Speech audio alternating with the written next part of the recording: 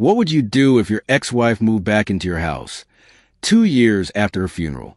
If the dead could knock, would you answer the door? I used to think I'd say yes, out of love, out of guilt, out of the desperate, stupid hope that maybe it wasn't real.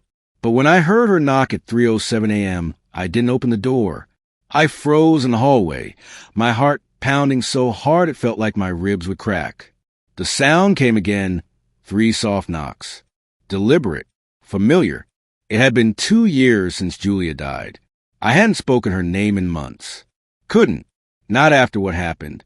People said grief makes you see things, shadows, reflections, mistakes your brain can't process. But this wasn't that. The sound was too real, too precise. And when I crept to the peephole, I saw her. She was standing on my porch in the same gray coat she'd been buried in. Her hair was damp, clinging to her cheeks. Her head was tilted slightly, like she was listening to something only she could hear. "Open the door, Tom," she said. Her voice wasn't a whisper or a groan. It was calm, clear. My hand hovered over the lock. "Julia?" She smiled. "You remember." I stumbled backward, slamming into the wall. The house was too quiet, the kind of silence that presses against your ears. I wanted to believe it was a nightmare, that I'd wake up sweating in my bed like I had 100 nights before.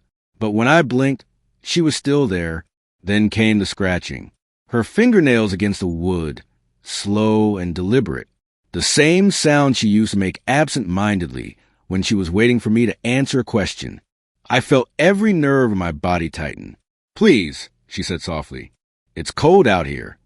My throat locked. My voice came out in a whisper. "You're dead." She tilted her head again, her smile fading. "So were you once." I ran. I don't remember falling asleep, only waking up at dawn, the sunlight slanting across the living room floor. The door was still locked. The porch was empty. No footprints, no sign of her. For a moment, I let myself believe I had dreamed it. That's what I told myself when I called in sick to work, when I poured whiskey into my coffee at 8 a.m. By noon, I'd almost convinced myself. Then the phone rang. The number was blocked, but I answered anyway. Old habits. "Hello." Silence. Then you changed the locks. I froze.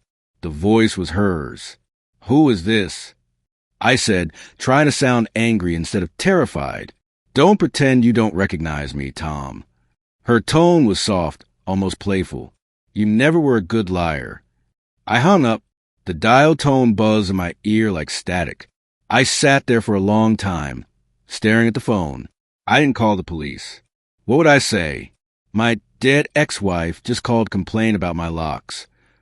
They'd think I was losing it. Maybe I was. After the funeral, the therapist said grief can make you hallucinate, that hearing her voice was normal. But hearing her know things, private things, that wasn't normal. I checked the security camera feed from last night. The motion light had triggered at 3:06 a.m. The footage was grainy, distorted by rain. But I saw her, standing there. The frame glitched twice. And then she was gone. Not walked away. Gone. Like she'd never been there at all. I couldn't stay in the house after that. I packed a small bag and drove until the edges of the town blurred into forest. There's a small cabin near Hollow Creek where we used to spend weekends before things fell apart. I hadn't been there since before her death. The drive took 2 hours, but I don't remember most of it. The cabin looked exactly the same. Dusty, untouched. The key still hung beneath the porch rail where we used to hide it. I let myself in and locked the door behind me.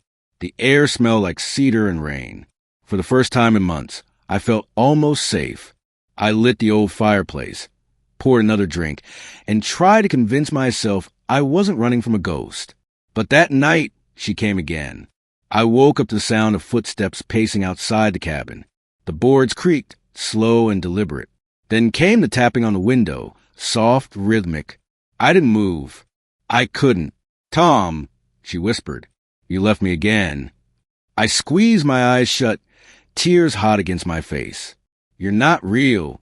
The whisper moved closer, right beside my ear, though there was no one there. "Then why did you kill me?" My breath caught in my throat. My mind reeled back to that night. The argument, the rain, the accident. I didn't. But when I opened my eyes, she was there, standing by the fire, her eyes reflecting the flames.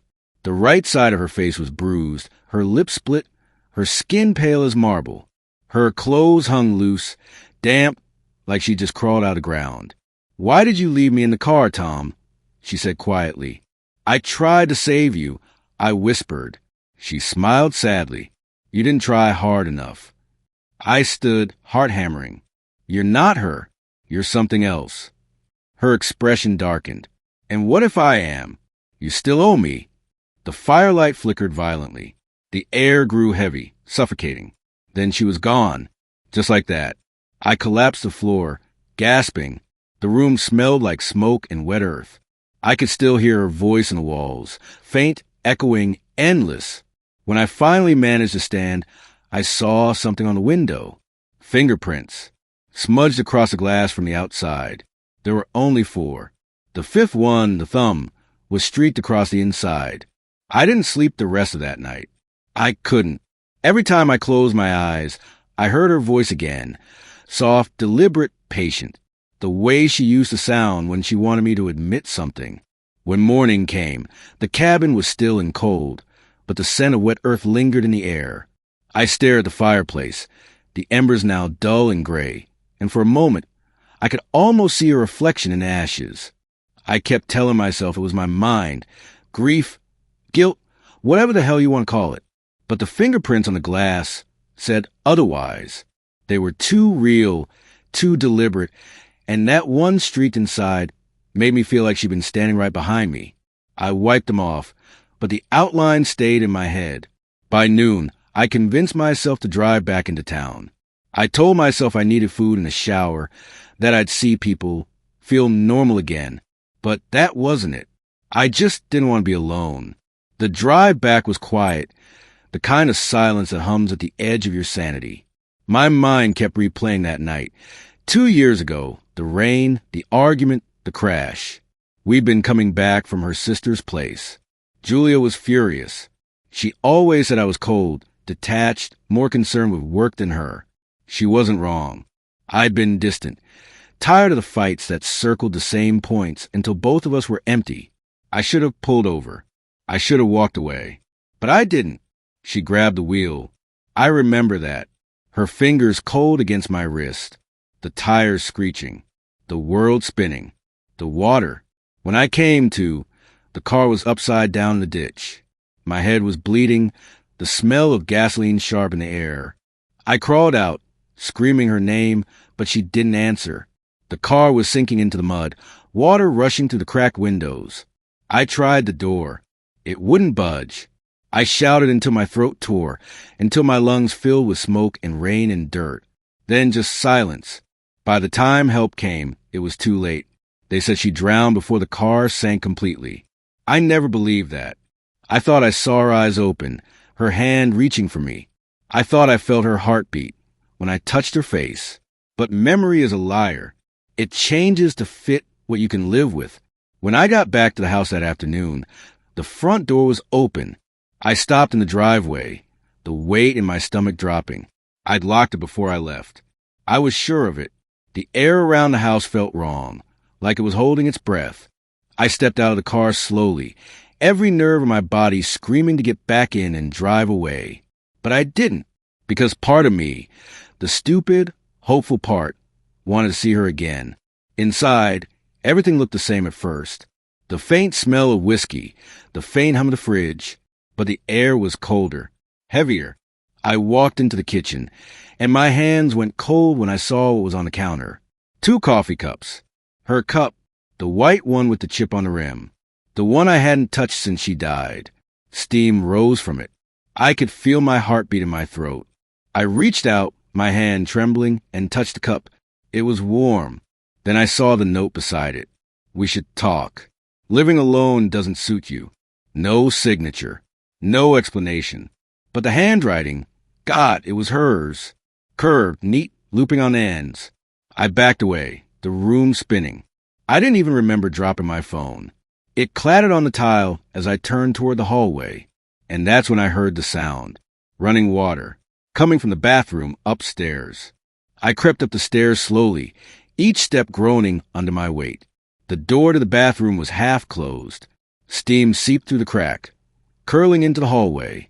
I could see the faint flicker of candlelight through the frosted glass. My heart thudded, so hard it hurt. When I pushed the door open, the heat hit me first. The room was full of steam, the mirror fogged completely. The tub was full, water still pouring from the faucet.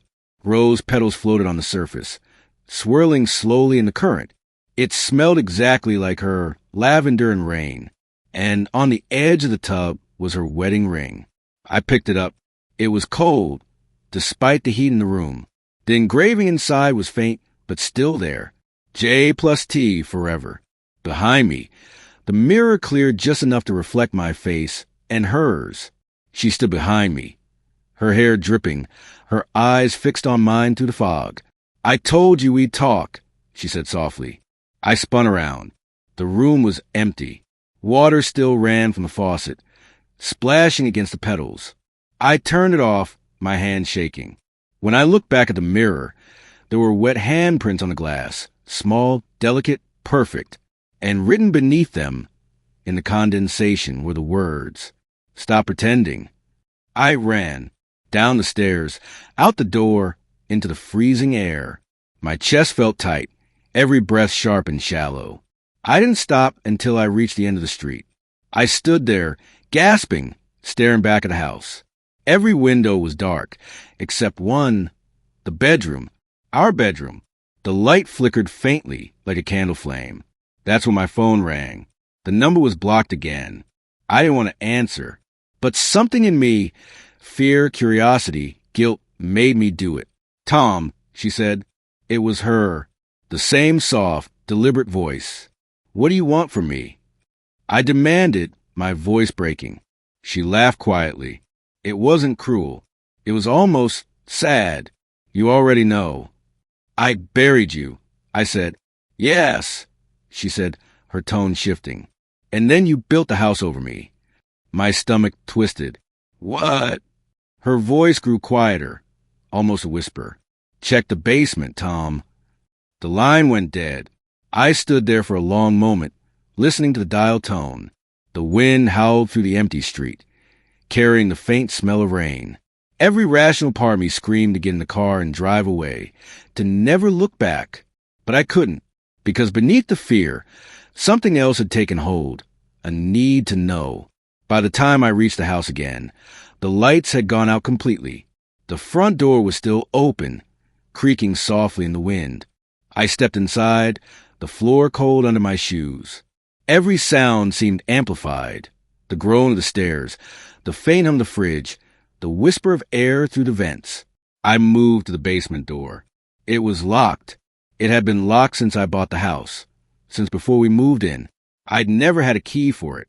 The realtor said it was just an old storm cellar, sealed for safety. But Julia always said it bothered her. She said sometimes she heard things from down there. I knelt, running my fingers along the wood. There were faint scratches near the bottom, deep and uneven, like something had clawed at it from the inside. Then, softly, something tapped back. Once, twice, 3 times. The same rhythm as her knock. The air went still. The smell of damp earth crept up from the floorboards. And then, from behind the door, came her voice. "Let me out, Tom." Her voice froze me where I stood. It wasn't loud. It didn't need to be. It was calm, deliberate, and heavy with something far worse than rage, recognition. It was Julia's tone when she already knew the truth and was just waiting for me to say it. "Let me out, Tom," she whispered again, and this time it wasn't just a voice. It was a plea that pressed against the inside of my skull, vibrating through the wood. I stumbled backward, my heart thudding like it was trying to escape my chest. I should have run.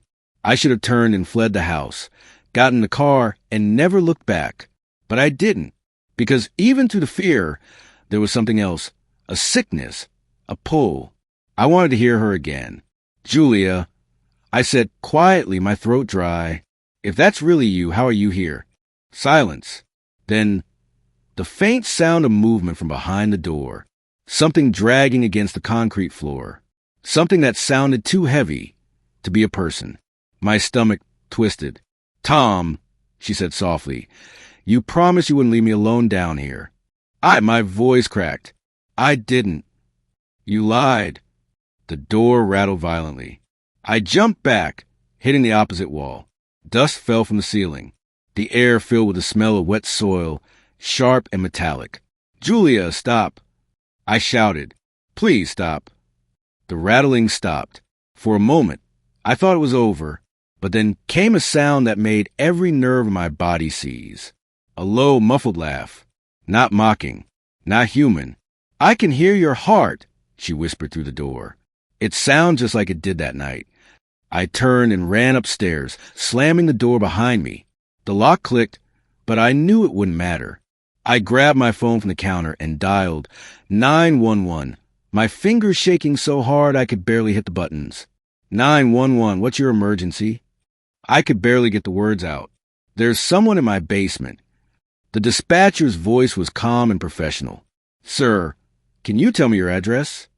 I gave it to her, tripping over the words. She broke in. She's saying things. She's not supposed to be alive. There was a pause. "Sir, who's not supposed to be alive?" "My wife." I swallowed hard. "My ex-wife. She's dead. She died 2 years ago." Silence again. Then carefully. "Sir, are you alone in the house right now?" "Yes, I lied. Please just send someone. We're dispatching an officer now. Stay on the line with me." I pressed my back against the kitchen wall, gripping the phone so tightly my knuckles ached. The house was quiet again. I could hear the faint creak of the wind outside, the steady hum of the refrigerator. It all sounded too normal. I almost began to believe I'd imagined it. Then the call dropped. No static, no warning, just dead air. I looked at the screen. No service. My stomach dropped. The house was at the edge of town. Sure, but I'd never lost signal here before. I tried again. Nothing. And then 3 knocks. Not from the basement this time. From the front door. I turned slowly. Every light in the house flickered once, twice, then died. The only illumination came from the weak glow of the porch light through the frosted glass. A silhouette stood there, not moving, just standing. I forced myself to walk forward, 1 step at a time. The air felt thick, each breath harder than the last. When I reached the door, I hesitated. "Who's there?" My voice was barely a whisper. No answer. I reached for the handle, my hand trembling. Before I could touch it, the silhouette moved. Not forward, sideways. Slowly, deliberately, until it vanished from view. Something behind me creaked. I spun around, my heart slamming into my ribs. The sound came from the living room. The air was colder now, heavy with the smell of damp earth. I took 1 step toward the sound, then another. The fireplace crackled suddenly to life, flames bursting from the logs. For a moment, the light blinded me. And then I saw her. Julia was sitting in the armchair across the room, her gray coat soaked and clinging to her like a second skin. Mud streaked her legs, her hands, her face. Her eyes were glassy but alive. Too alive. She looked at me and smiled faintly. "You never came down to see me," she said. I couldn't move, couldn't speak. "I waited," she said softly. "You locked the door and walked away.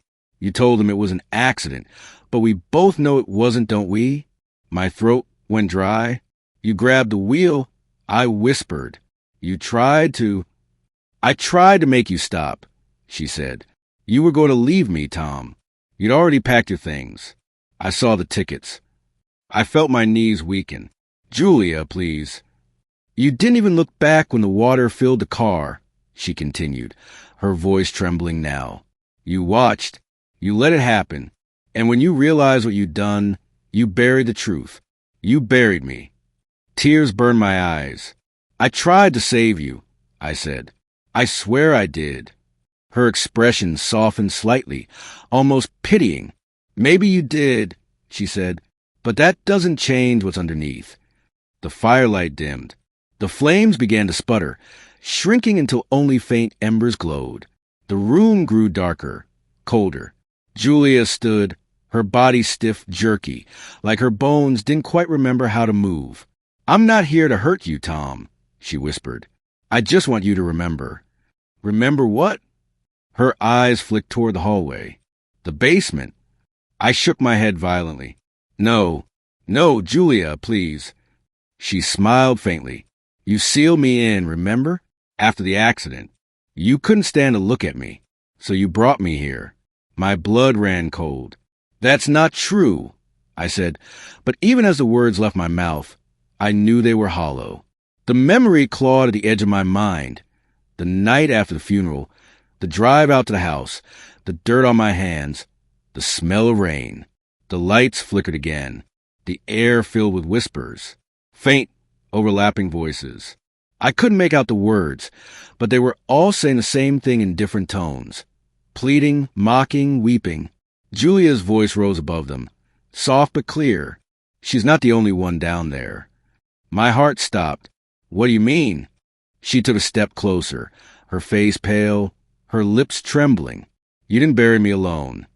Before I could speak, the door to the basement slammed open.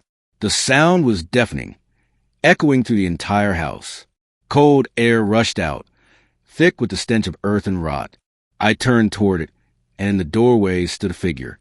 Small, fragile, barefoot, a girl. Her hair was tangled and matted, her dress torn. Her eyes were wide, unblinking, filled with something ancient and wrong. Julia smiled faintly, her voice breaking into a whisper. She remembers too. The girl tilted her head and smiled. And then the lights went out. The darkness after the lights went out was absolute. It felt thick, tangible, as if it had weight and texture. My breath came fast, too fast, and the sound of it seemed loud enough to wake the dead. Somewhere in that pitch-black silence, I heard movement, a slow shuffle, bare feet against wood, coming from the direction of the open basement door. I couldn't see her, but I could feel her, small, close, and staring. "Who are you?" I whispered, though the question came out broken, fragile. For a moment, there was nothing. Then a child's voice, soft, high, but wrong. It had that hollow quality, like sound made inside a deep tunnel. "You know me." My hands trembled as I reached for my phone, fumbling for its flashlight. When the screen flared to life, it threw long, trembling shadows across the room. And there she was, standing in the doorway of the basement, pale, dripping wet, her long black hair plastered to her face. Mud streaked her bare legs. Her eyes were dark pools, too large for her face, glistening with something that wasn't just water. She tilted her head and smiled faintly, revealing small, even teeth stained with dirt. "You came back." I stepped back, nearly tripping over the rug. My voice cracked. "Where's Julia?" "She's home," the girl said. "We both are." "I don't understand," I said. "Who are you?" She blinked slowly, her lips parting just enough for me to hear the faintest whisper. "You made me." My throat closed. "That's not possible." But she smiled again, wider this time, too wide, and in that instant her face flickered. The faint glow of my phone light caught the water running down her cheek, but for a split second, it wasn't water. It was blood. Then the image shifted back, as if the air itself refused to hold her shape. "I've missed you, Daddy," she said softly. The word hit me like a physical blow. I stumbled back, the phone slipping from my hand and hitting the floor. The light spun wildly, casting moving shadows across the walls. The girl didn't move closer, but the darkness behind her seemed to pulse, alive with faint movement. It wasn't just her down there. There were other shapes, barely visible, crouching and shifting in the shadows. "You're not real," I said. My voice was trembling, thin, almost childlike itself. "You're not." "You said you'd never leave us," she interrupted, her tone turning cold, almost scolding. "But you did. You buried us." The air grew colder, so cold that each breath hurt. The faint smell of wet soil and mold filled the room again. I turned toward the fireplace, thinking I could use the light to see, but the ashes flared suddenly, glowing red for an instant. And in that flicker, I saw Julia again, standing beside the girl, her hand resting on the child's shoulder. Her voice was quiet but sharp. "Tell him, Lily." The girl's eyes locked on mine. "You promise you'd keep us safe." The room began to spin. The walls seemed to close in, the shadows stretching, bending. "Julia," I gasped. "That's not true. There was no child." She smiled faintly, a mother's smile, tender and cruel at once. "You really don't remember, do you? I never." "You loved her," Julia interrupted softly. "Just not enough to save her." I pressed my hands to my temples, shaking my head violently. No, Julia, we never had a child." Julia's eyes darkened. "Not together, no." Her words cut through me like glass. I looked at the girl again, at her black hair, her sharp chin, her eyes. Those eyes. And suddenly, something shifted in my memory. A night long before Julia's death. A hotel room. The sound of rain against the window. Someone crying quietly beside me. My stomach turned. Her name was Lily. Julia said, "Your mistake. Your secret." The room seemed to tilt. "That's not possible," I whispered. She was never. Julia stepped forward, her pale skin catching the faint glow from the fireplace. "She was ours the moment you lied to me. You remember the night I found out, don't you? The night you told me it was over?" The image came back all at once. The fight, Julia's face red with anger and grief, her voice trembling when she said, "I hope she haunts you forever." I hadn't thought she meant it literally. Julia's smile widened, slow and knowing. "Now she does." The girl, Lily, tilted her head, her eyes flicking between us like a silent judge. "You both left me," she said. "You left me in the dark." Julia knelt beside her, running her fingers through the girl's muddy hair.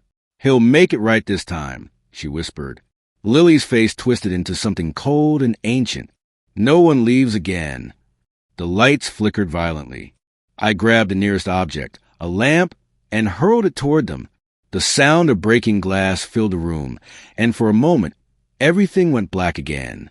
When I turned on my phone's flashlight once more, they were gone.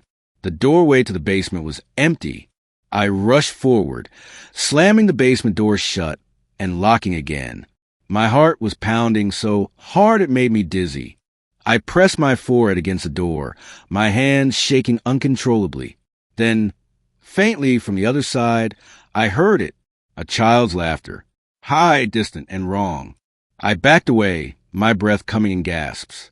I wanted to scream, to run, but my body wouldn't move. I stared at the door, and in the faint light from my phone, I saw the outline of a small handprint appear on the wood, wet, muddy, and perfectly formed. It stayed there for a long moment before slowly sinking into the surface, disappearing like it was being pulled back into the grain. By the time I gathered the courage to move, dawn was breaking through the curtains. The light looked pale and sickly, but it was enough to make me believe for a second that I was safe. I sat down on the stairs, shaking, trying to piece it all together. Julia was dead. The girl, Lily, couldn't be real. It had to be my mind. Guilt, trauma, stress. That was all it was. But then I remembered Julia's words. She's not the only one down there. And something inside me snapped. If there really was something in that basement, I needed to know what. I needed proof. I found a hammer in the kitchen drawer and walked back to the door. The smell hit me before I even touched it. Damp, old, sour. The kind of smell that clings to you. I unlocked the door. It creaked open slowly, the air from below rising like breath from a grave. My flashlight cut through the darkness, revealing a narrow staircase descending into black. Cobwebs hung from the ceiling. The walls were lined with old bricks, stained dark. The temperature dropped with every step I took. At the bottom of the stairs was a dirt floor. My light swept across the room, and I saw old boxes, broken furniture, and something else. Something half buried in the corner. It was a small shape covered in dirt and a decayed blanket. My legs nearly gave out as I stepped closer. I brushed the dirt away slowly, my fingers trembling. Beneath it was a small skull. Human, child-sized, I fell to my knees, bile rising in my throat. I couldn't breathe, couldn't think. Then, faintly, I heard her voice again, Lily's, echoing from somewhere deep in the walls. You finally came back for me, Daddy. The flashlight flickered, then went out completely. In the darkness, I felt small hands wrap around my wrist. Cold, wet, unyielding. And Julia's whisper, right beside my ear. Now you can stay with us. The darkness swallowed me whole. I couldn't tell if my eyes were open or closed anymore. It made no difference. The air was thick with the stench of damp soil and rot, and something else, something sweet and sickeningly familiar, like decayed flowers and perfume. The small hands gripping my wrist were ice cold, their skin soft and slick with mud. My instinct screamed to pull away, but I was frozen, paralyzed by a terror that felt ancient, primal. Lily, I whispered into the dark. Please, let go. The fingers tightened. Her voice came back, small and trembling, but somehow full of rage. You said you'd never leave me. I didn't know. I choked out. I didn't know about you. Yes, you did. The voice echoed around me, overlapping itself like a chorus of whispers. You knew when you lied to Mommy. You knew when you left me in the dark. You buried me here. The words hit harder than any scream could have. I pulled my arm violently and my hand came free. I stumbled backward, tripping over something solid. The flashlight was gone, but a faint blue glow flickered somewhere in a corner, small and weak, like moonlight bleeding through cracks in the earth. When my eyes adjusted, I saw her. Lily was crouched near the far wall, her small figure outlined in the pale light. Her hair hung wet over her face. The soil around her was black and wet, pulsing faintly like it was breathing. Behind her, shapes began to take form in the dirt. Faces pressing out from beneath the floor, mouths open in silent screams, eyes wide and unblinking. I backed away, my heart pounding so violently I could barely hear myself think. Julia, I shouted, my voice breaking. Where are you? What did you do? From somewhere behind me came her voice, steady, quiet, and close. I did what you couldn't. I turned. She was standing just a few feet away, her gray coat hanging from her shoulders like a shroud. Her eyes were calm, almost peaceful. The bruises were gone now. The cuts faded, as if she'd been restored to the version of herself that existed before everything went wrong. You didn't bury her, she said. You buried me, and the part of you that wanted to forget. This isn't real, I said, shaking my head. You're not real. She's not real. Julia smiled faintly. Real is what you remember. And you remember everything, don't you? I pressed a hand to my temple, trying to block the flood of memories crashing against my skull. The fight, the crash, the rain, the car sinking, Julia screaming, my hand on the shovel. But there was more, a sound that didn't fit, the thin, high wail of a child crying, the sight of a small body in the back seat, soaked and still. My knees buckled. No, I whispered. No, she wasn't. She was with us that night, Julia said softly, stepping closer. You told me she was gone. You told me you ended it. But she was there, Tom. You brought her with us. The ground beneath me seemed to tilt. I didn't mean to. I gasped. Julia, I didn't. She called your name, Julia said. Do you remember that? Before the water took her? Before you decided saving yourself was easier. Tears burned my eyes. I tried to pull her out. But you didn't, Julia interrupted, her voice sharp now, cutting. You left her. You left us. And when you realized what you'd done, you hid her here. My breathing came in short, uneven bursts. You don't understand, I said. I couldn't face it. I couldn't live with it. That's why I came back, she said. To make you remember. To finish what you started. The room began to shake. Dust fell from the ceiling, and the faint light grew stronger, pulsing like a heartbeat. The faces in the soil twisted and writhed, their mouths opening wider. I stumbled backward, pressing against the wall. What do you want from me? I screamed. Julia's expression softened again, her voice dropping to a whisper. I want you to set us free. Lily stood slowly, her eyes glimmering in the glow. You made a promise, Daddy. You said we'd all be together forever. I shook my head violently, the words ripping from my throat. No, that's not what I meant. That was before everything. The ground split open in the center of the room, a deep crack tearing through the floor. A foul wind blew up from it, carrying the smell of death and the faint sound of crying. I could see movement in the darkness below, something shifting, something vast and formless. Julia's voice rose above the sound. This is what you buried, Tom. Not just us. Everything. Every lie. Every sin. Every time you turn away. I could feel the pull now, like gravity itself had reversed. The dirt under my feet crumbled, dragging me toward the opening. I dug my fingers into the floor, trying to hold on. Julia, please. I shouted, don't do this. She stepped closer, the faint light outlining her face. For a moment, I thought I saw tears in her eyes. I'm not doing this, she said softly. You are. Lily was standing at the edge of the crack now, her small figure framed by the glowing light from below. Come home, Daddy, she whispered. And then she jumped. No. I lunged forward instinctively, grabbing at the air where she'd been, but my balance gave way. The ground gave out beneath me, and I fell. The air rushed past me, thick and hot, carrying whispers that weren't words but memories. Julia's laughter, Lily's voice, the sound of rain on the car roof.